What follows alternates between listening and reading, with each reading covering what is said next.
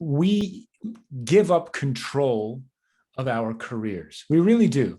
It feels like we're in charge of our careers, but most people give up control. And it's because that's what we're taught to do, right? We're taught to apply for jobs. We're taught to go to interviews, to send our CVs in for review, and then to hope that somebody picks us. And what we're doing in all of those cases is that we are leaving the decision-making process up to somebody else. Will they pick us?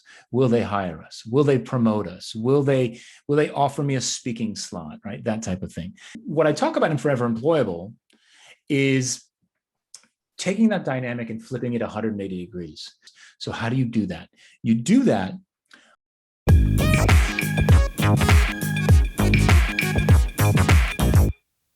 Hello, everyone. Welcome to another episode of the Being Yourself Show, where world's renowned thought leaders, best-selling authors, and entrepreneurs share their wisdom and insight with you so that you can achieve your goals and be more productive and a better version of yourself. If you're new to this channel, then do consider subscribing for your regular dose of knowledge, inspiration, and motivation.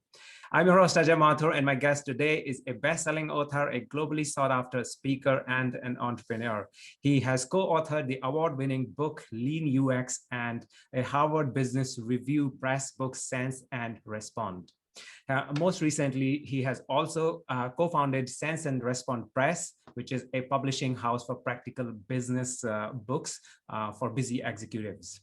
His recent book called Forever Employable, which I have recently finished reading cover to cover, is something that I've really enjoyed, filled with a lot of stories, and it resonated with at least me, and I believe with a lot of other people. And his work has been published in many prestigious media outlets such as HBR, Huffington Post, PMI, just to name a few. So please welcome Jeff Gothelf. Jeff, welcome to the show. Thanks so much for having me, Ajay. It's a pleasure to be here. Thank you very much. So first of all, I would like to know what inspired you to get into UX, which is your area of expertise, and then into finding out a framework for making people forever employable. Yeah, it's an interesting career arc for sure, and not one that I totally expected. But the UX work came about because I was late to the game a little bit. I graduated from university on time in the mid '90s. But I was a musician at the time, or I was an aspiring musician at least, and I played in rock bands in America. And we wanted to give it a real shot. We wanted to become rock stars. Who doesn't want to become a rock star? And we tried. We failed miserably, but we tried. And when I got tired of being a broke musician and I was looking for new work, the Web 1.0 excitement, the .com bubble was starting to kind of fill up. It wasn't bursting just yet. It was starting to fill up. And so back then, if you could spell HTML, you could get a job. And it was really, really easy to get work. And I didn't have a ton of experience, but I liked computers, and I'd spent some time teaching myself HTML and some basic graphic design. And I got a job as a web designer in 1999. And shortly thereafter, somebody brought a book to the office, and it was a book called Information Architecture for the World Wide Web. And this was the first edition of that book. Just to give you a sense of the timelessness of that book, today it's in its fourth edition. So 20 whatever years later, 22 years later, it's in its fourth edition. And that book changed my life because it said, look, there's a different way of thinking about building these online experiences. There's a different way of thinking about organizing the content, about making things easy to find and easy to use. And I read that and I said, look, this is what I want to do. And I became an information architect. And as the web became more interactive and more transactional, I moved into interaction design and UX design. And that was really the beginning of my career. I really had a nice direction heading in that career. And I did that for a long time. I mean, in various roles, in various companies, in-house and consulting companies, leadership roles, et cetera, for about 10 years.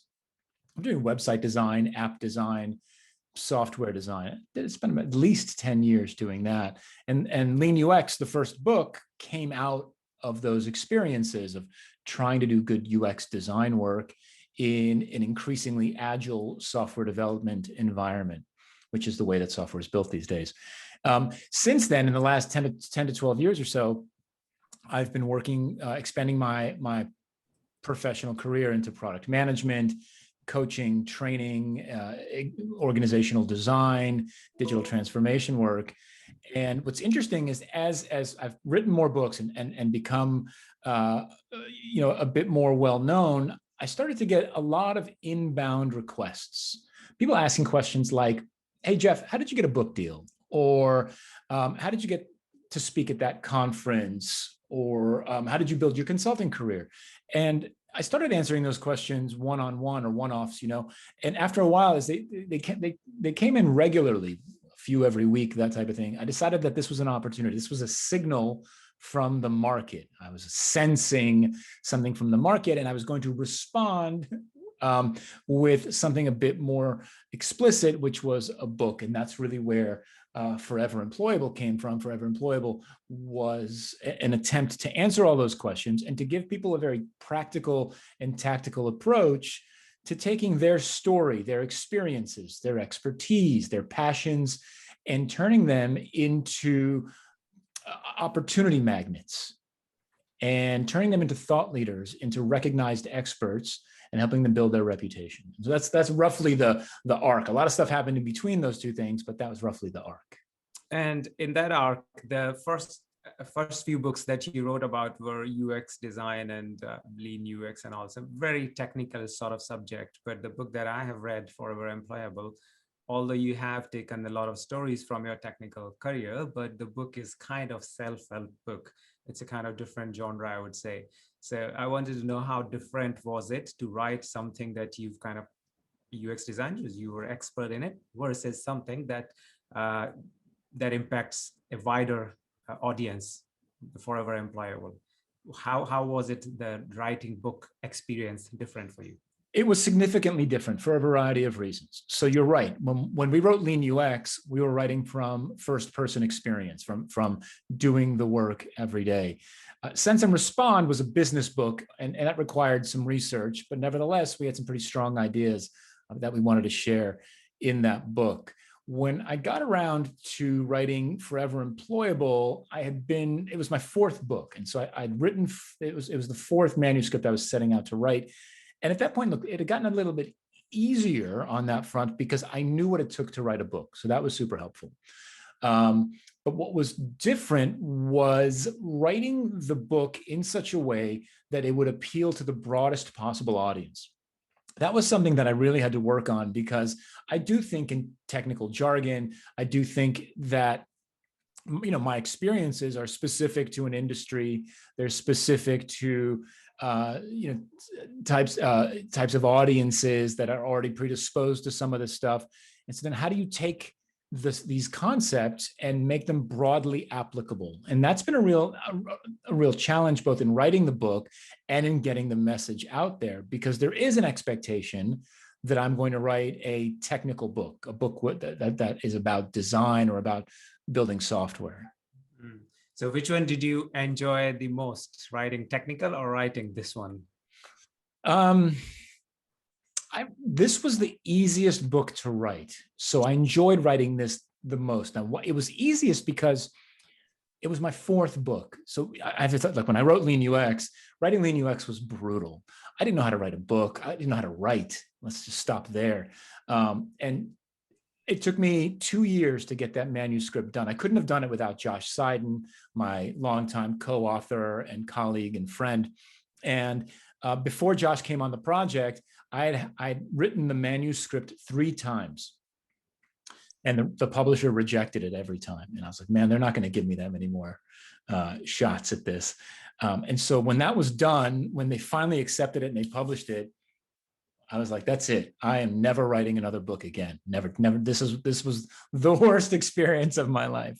And, you put a little distance between you and that project.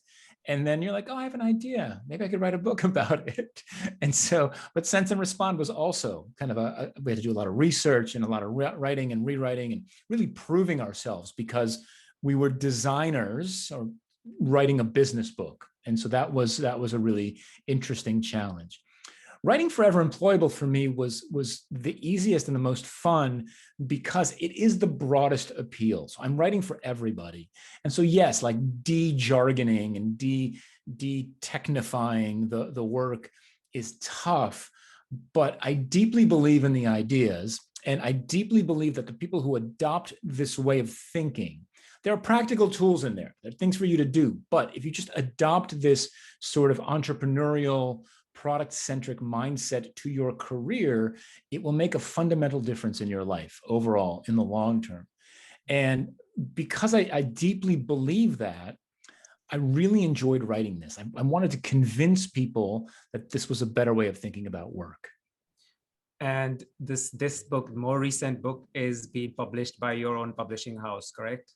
So I actually self-published it. So the publishing house is technically it's a self-publishing entity. It's built on top of the Amazon publishing framework.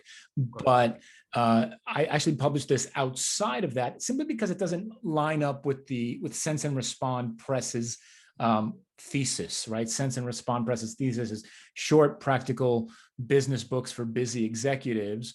This is a bit more, like you said, it's a bit more of a self-help, a bit more of a career guidebook, and it's a little bit longer than the typical Sense and Respond Press book. So I actually just self-published it on my own. So Sense and Response, the publishing house that you have established, why did you do that? Was it like currently publishers were not catering to that sort of niche, or? That's a great question. We did it because we thought it would be a good business. We thought it would be a way for us, and again, us as Josh Seiden and myself, my business partner, we thought it would be a good way for us to elevate first-time authors, people who have less of a platform. We did it because we thought it would be easy. We thought that writing, so Sense and Respond Press books are targeted to be between 10 and 12,000 words. Just to give you a sense, the average business book that you would buy from HBR Press or whatever, those are about 50, 60,000 words. So we're looking at about a fifth of one of those books, 2 chapters, something along those lines. We thought it would be easier to get those kind of books out there, and ultimately thought we'd make some money off of it. We thought we could build a real business around it. We were wrong on all of those fronts. 100% wrong. And we're still, look, we've published nearly 20 books, but we were wrong on everything. Most importantly is that writing short books is easier. It is not. It is significantly more difficult to take your ideas and distill them into 10,000 words than it is to just blab about them for 50,000 words.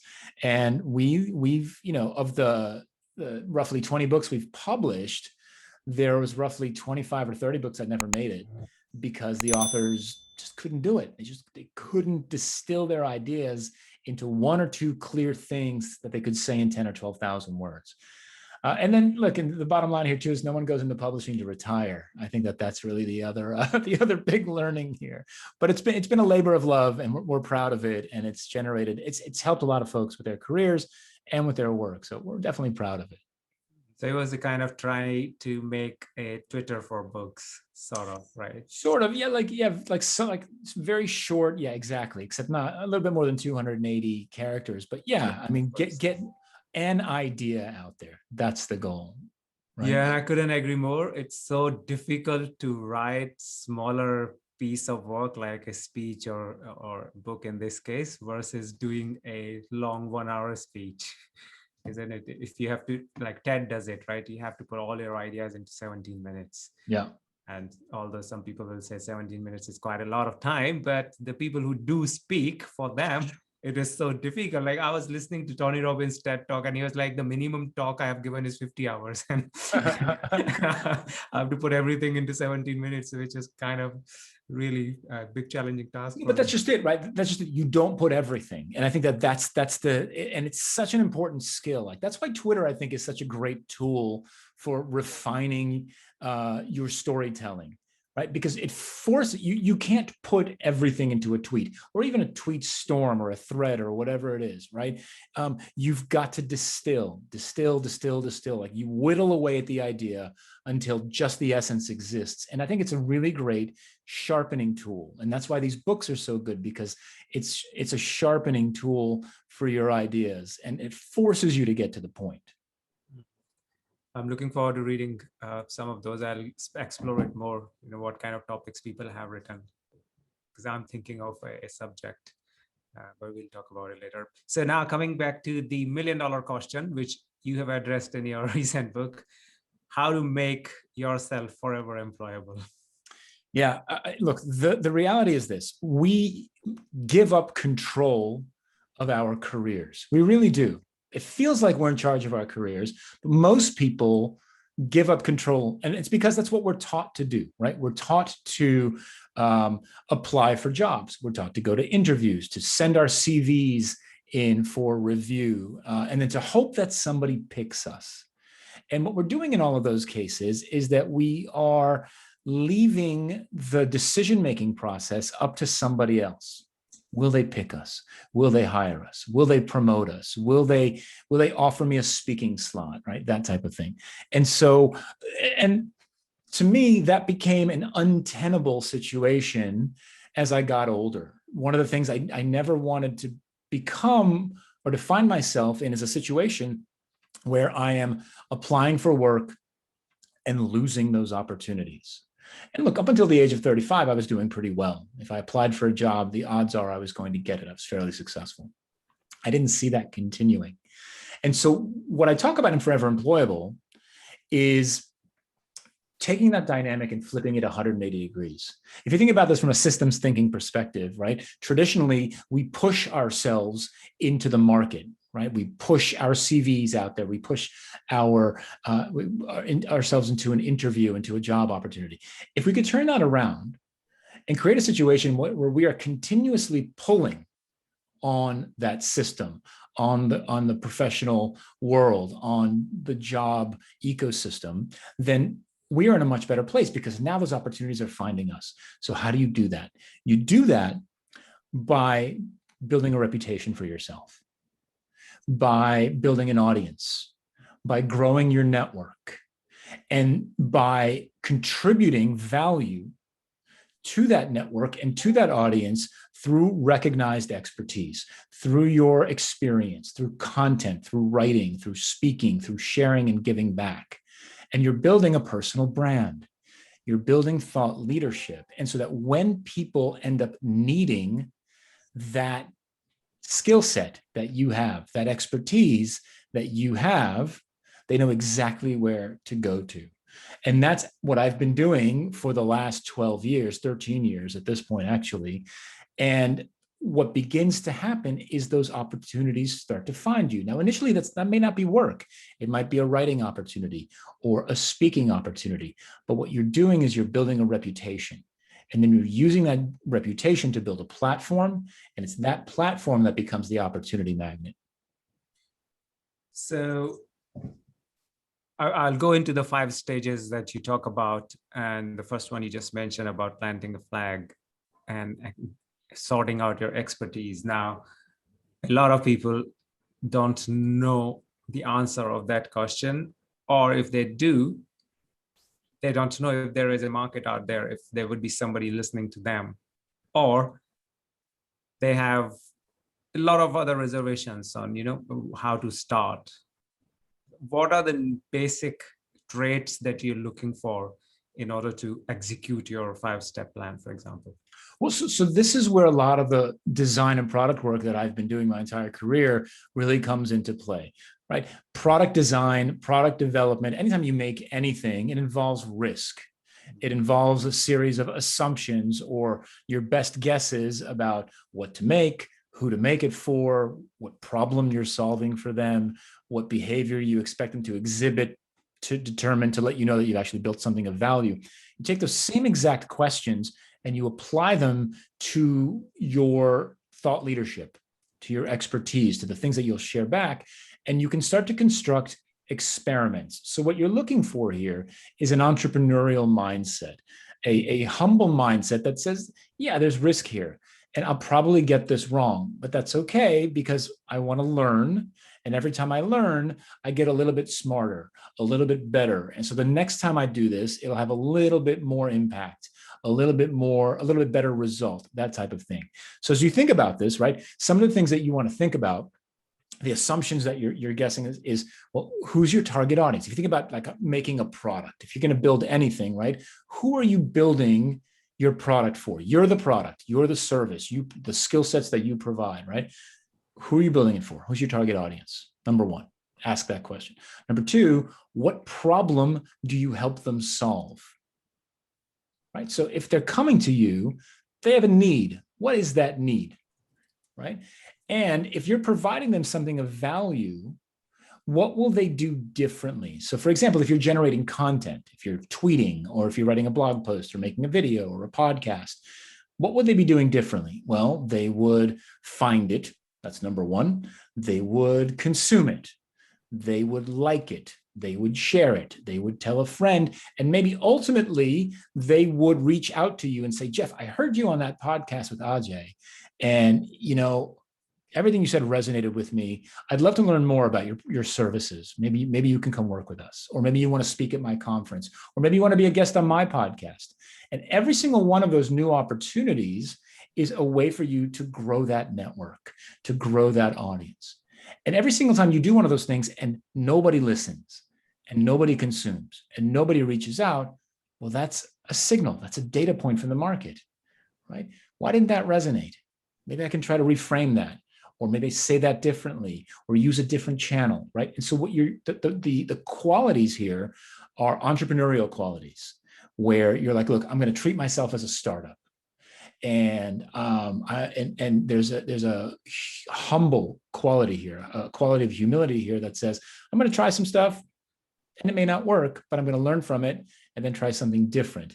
And so the goal is to continuously improve and to continuously get better at this. And if you do manage to find success, as that success grows, well, the world moves on. The market moves on, the audiences move on. You need to constantly sense and respond what's happening in those markets and reinvent yourself to be relevant in those places as well. So it's a lot of stuff, but really it's this entrepreneurial mindset that gets you on your way.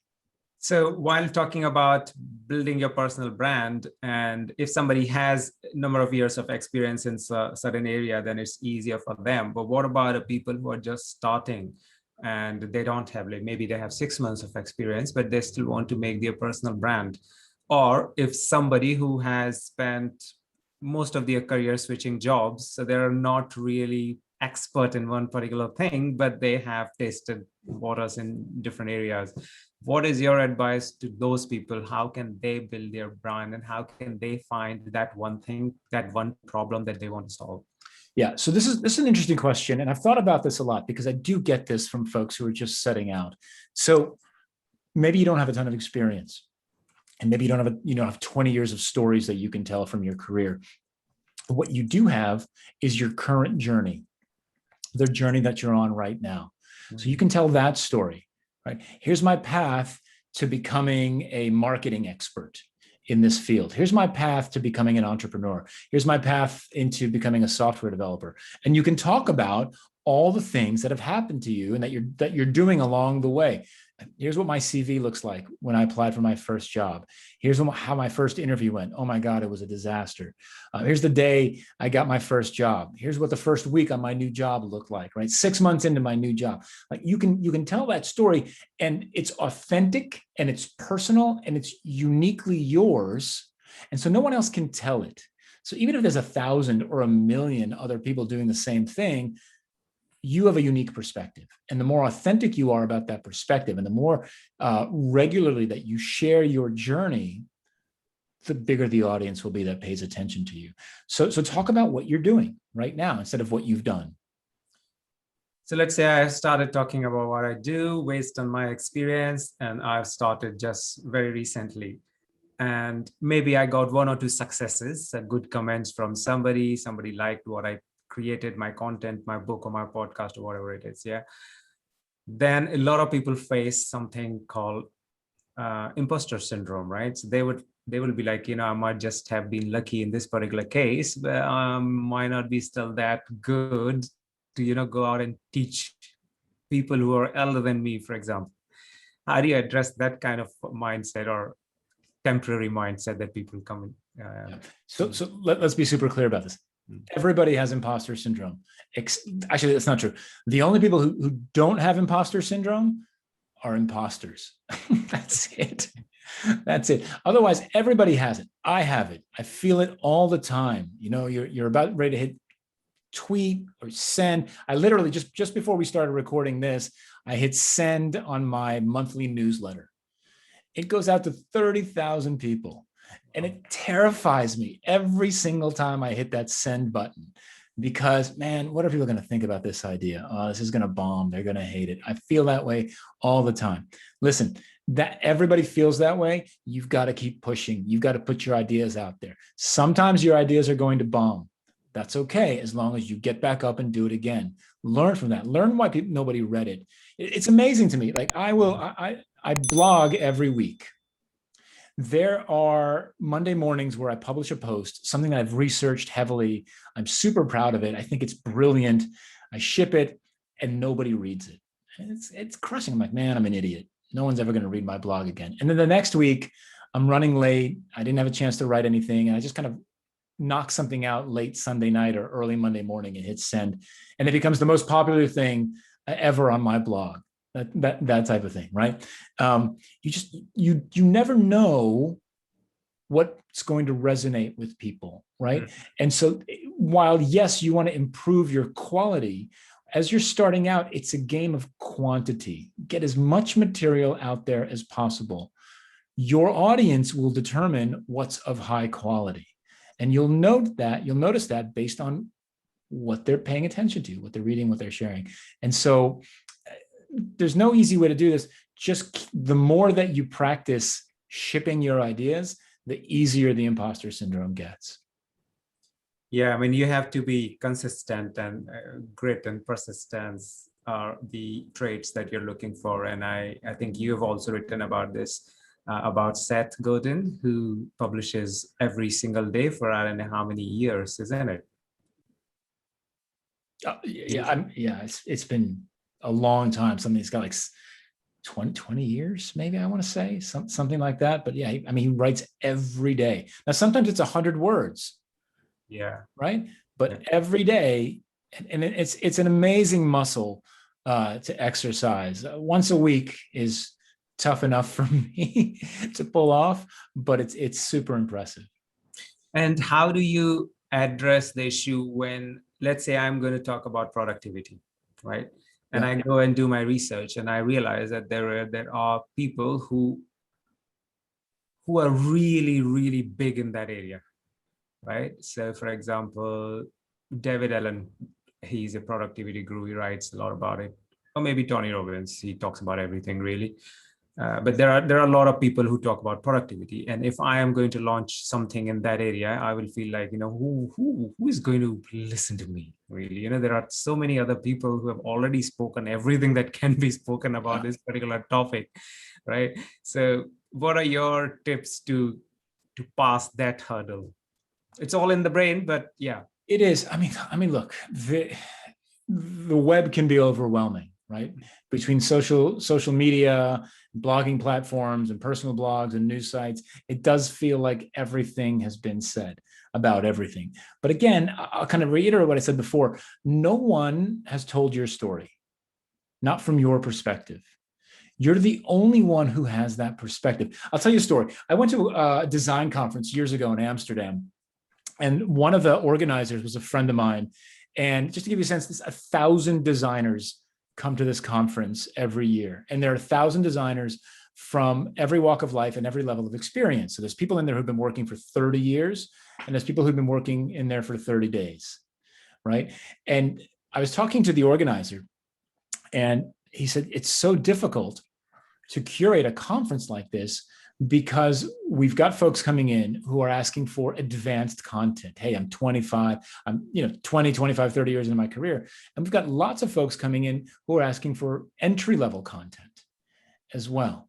And so a couple things to remember. First of all, there's always new people coming into the field who are never going to read everything that's already been said. Second, there's always room for entry-level content. You don't always have to be like the guru, the expert, the most the smartest person in the room about something. You can just share your entry-level ideas. And then most importantly, your unique perspective, your stories, your experiences are what makes your content interesting. It's what makes it fun for me to read. And to me, that's the most compelling part of anyone that I pay attention to. I'll give you another example, right? One of the things I talk about all the time was the 6 months that I spent in the circus in 1995, right? I spent 6 months on the road in the United States touring with a circus, right? Why do I talk about that? Because I did it, right? And because very, very few other people have done it. And it's unique, and I can tell a lot of stories about it. I have endless stories about it, and I can connect them into my professional life, right? And so if you're coming to listen to me talk or read something that I write, right, there's a chance there might be a circus story in there at some point. And people find that interesting and fun, right? And so I think that that's the thing to remember, is that use your personal experiences to make this stuff authentic, and that's what connects with people. Yeah. And I will reiterate, you've said it 3-4 times now, that no one has told your story. So just being yourself, which is the name of this channel also apparently, that's the key. Because there is always somebody who would learn from your experience, and they may be able to resonate with what you're saying. So that's really powerful. In your book, Making Forever Employable, you talk about making your personal brand and, bring your expertise to the world, tell people what problem you are solving. And the common thing that comes out of it is you become an expert, and then you go and give talks about it, or you write something about it, or you give speeches, something like that, right? Of that sort. What if somebody is not a public speaker? Or what if somebody is not an author? Yes. How would they make themselves forever employable? Yeah, so there is an element of sharing back that is crucial to building a reputation, a network, that career safety net, that opportunity magnet that I talked about. You need to discover what channels work best for you and for your audience. So if getting up on stage and speaking publicly in front of people is, your idea of hell, right? Then public speaking is definitely not your channel, right? If you find writing difficult, then maybe record a video, maybe create a presentation, maybe record audio without video. There's so many opportunities. You can make infographics, but any opportunity that you have to give back to your community could be something like, you might have an opportunity, for example, inside your organization to train somebody, to coach somebody. That's giving back. And the more of those folks that you train and coach, well, some of those go off to work somewhere else. Some of them end up becoming public speakers. And they'll say, look, the best manager I ever had was Jeff Gothelf. No one's ever said that, but I believe that. I'd like to think that, but I don't know if anybody's ever said that. But the point is that you need to figure out your channel, your approach. You need to figure out how to give back to your community. And if that's not possible for you to do in any shape, way, or form, which I find difficult to believe, right? Then building up your reputation and your expertise is going to be difficult. But you can do the work, obviously, and you can build up a reputation inside your organization for doing the work. But there's a risk there. The risk is that corporate loyalty doesn't exist anymore, right? This idea that I'm going to give 20 or 30 years to an organization, do my best work, and they'll reward me without question, that they value me without question, is false. As soon as things get difficult, that organization is going to let you go, right? And it doesn't matter how much time you've given to them. And so you've got to figure out for yourself how to share, to give back something to your community. Yeah, that's so true. And if somebody is searching for an area of expertise, lot of people don't know what they're passionate about, and it is true. Although it sounds very simple that, do what you're passionate about, and then I'm like, I have no idea what I'm passionate about. Yeah. And there are a lot of videos on YouTube now how to find your passion and etc. So my question to you is, when you are searching for a topic that you want to build your expertise on, what kind of things that you keep in mind? Because tech trends, for example, if somebody wants to talk about some technology, like you said, that HTML in 2000, you just know the full form of HTML and you kind of get a job. That is not the case anymore. Now technologies are changing every, I would say, 2 years or maybe maximum 5 years. So if somebody is building an expertise in a particular technology and they want to talk about it, is that a good idea or is it a bad idea? Or find something that is not going to change is something you should go for? So there's two answers here, because the answers are, and they may seem contradictory, but they're not, right? You need to, as you think about where to plant your flag. And by the way, it shocked me when I started talking about Forever Employable that people didn't know what they were passionate about.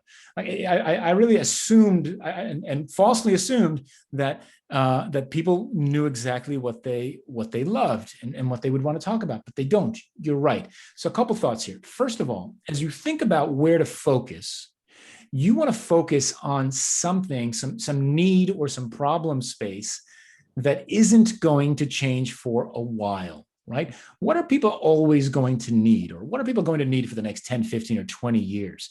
And you really have to kind of start to boil down those things into core human needs, not so much like, flavors of the moment, but the core human needs. People will need to collaborate. They will need to get along at work. They will need to reach out across cultures, right, et cetera. They will need to diversify, things like that, right? People are always going to need that. Terrific. So that doesn't change, right? That's something that's going to stick around for 10, 15, 20 or more years. How you service that need will absolutely change, right? So the way that you deliver value around that particular problem space today is absolutely not going to be the same in 5 years or in 10 years. Right? You're going to reinvent yourself in different spaces, but you're going to solve the same problems. I'll give you an example to make it real. Two examples, one from my world, one from Amazon. Okay. I help teams get in better touch with their customers. I help organizations become customer centric and really develop empathy for their target audience. Right? That's what I help them do. Now, typically, I only work with product development and design teams inside of organizations, the teams that make the products, right? But why should those skill sets and those qualities be relegated solely to product development? In fact, they're highly relevant to what I call non-product teams, human resources, finance, legal. And see if you can take those same ideals behind design thinking and product thinking and lean UX and bring them to human resources, for example, and teach them how to better understand the people that they serve and to create products and services and initiatives and policies that better serve their constituents, staff, prospective employees, that type of thing, then they can be more successful. And that's what I've been doing. So I've been servicing the same need, bringing people closer to their customers, right? But I'm reinventing myself every couple of years in different domains, right? So kind of doing the same thing, but making sure that I stay relevant as the world around me changes. Amazon's the same thing. Bezos talks about this all the time. People ask Bezos, like, hey, what's going to change in the next 5 years? And he says, look, that's not how I think about my business. The way I think about my business is what's not going to change in the next 10 and 20 years. What are people always going to need? They're going to need access to cheap goods. They're going to need fast delivery. They're going to need to be entertained. They're going to need to read, et cetera. Cool. That stuff's not going to change. How you serve that absolutely is going to change, right? When he started, he was selling books. Today it's Kindle, right? He's delivering food. He's doing drone delivery, right? There's 1,000 different ways that they've innovated over the last 20 whatever years, but they're still serving the same core needs, right? And so that's the answer here is to ensure that the thing that you're solving, the passion, it has longevity. That's super important. I really, really liked it. And I would like to summarize it again for the people listening. It is find your expertise based on what is not going to change, but keep updating yourself with the way that particular problem is being solved over the period of time. Correct. Okay, great. That's really powerful. Jeff, I might spend another 1 hour talking to you because it's quite an interesting conversation. But in the interest of time, I would ask you one question, which I ask all my guests, which is, what, according to you, are the top 3 skills that we need, but schools don't teach? This is a great question. And I have 2 school-age kids and one that's going to uni, and I've been thinking about this a lot. And so I would start with humility. Humility is such an important skill. We teach kids to get an A and to become a straight A student and get top marks, that type of thing. And while that's important, more importantly is humility. Humility is not the abdication of ambition or leadership or vision or goals. Humility is simply the ability to say publicly, I was wrong, and I'm going to change my mind based on evidence, right? Like I thought this, and then I learned something else. And so I'm going to change what I thought about. Number 1, humility. Number 2 is curiosity. Okay. Curiosity means, and it's kind of like, it's a corollary to humility, right? Curiosity means that I am always trying to get better. I'm always trying to learn. I don't have all the answers. And so I'm enthusiastic about learning continuously and improving continuously. And I think that is hugely, hugely important. And then finally, it's collaboration. None of us win by ourselves. None of us succeed by ourselves. We have teams of people that we work with all the time. We have colleagues that we work with. We have industries and professional networks that we work with. How you collaborate with those networks and do it generously and in support of the other members of that collaboration will make or break the success of that collaboration. And again, most schools don't teach that either. To me, that would be immensely powerful. That's interesting because it looks like they do the opposite, because when you look at the kids, very young kids, they do have curiosity, definitely 100%. They do have some humility, at least they're honest if they were wrong, right? At least they are honest, right? And to some extent, they do collaborate also. It looks like, they go to school and the school helps them forgetting all of that. And then you spend the rest of your career learning them again, isn't it? Yeah, it's a really interesting observation, right? I mean, it's exactly right. And look, you see it. There's a study, and I'm sure it's in a TED Talk somewhere, where you ask somebody asked a bunch of little kids in school, like, how many of you can draw, right? And 100% of the hands go up, 100%, right? And then they ask those same group of kids 10 years later when they're in high school or just graduating, how many of you can draw? And it's like 10% put their hand up, right? And like drawing it's humility, curiosity, and collaboration, and feels like the education system sort of beats that out of you over the years. And I think that it's a tremendously powerful observation that we need to change. Yeah, and I think you're talking about Graham Shaw. He is the one who teaches drawing, and he had been on the show, by the way. I'll put his link, his interview link somewhere up there. But yeah, he's quite a good. I learned creating cartoon characters from Graham's speech. He's really cool. Amazing. Okay, great. Thank you very much, Jeff. I really enjoyed it. Finally, tell people how they can reach you. I'm super easy to find. You can go to jeffgothelf.com. Very easy there. Twitter, my Twitter handle is jboogie. Don't ask, it's a long story. And LinkedIn, please connect with me on LinkedIn. I'd love to see you there as well. Okay, great. Thank you very much, Jeff. Thanks for your time. I really appreciate it. Thanks for sharing your wisdom with us. My pleasure, Roger. Thanks so much for having me.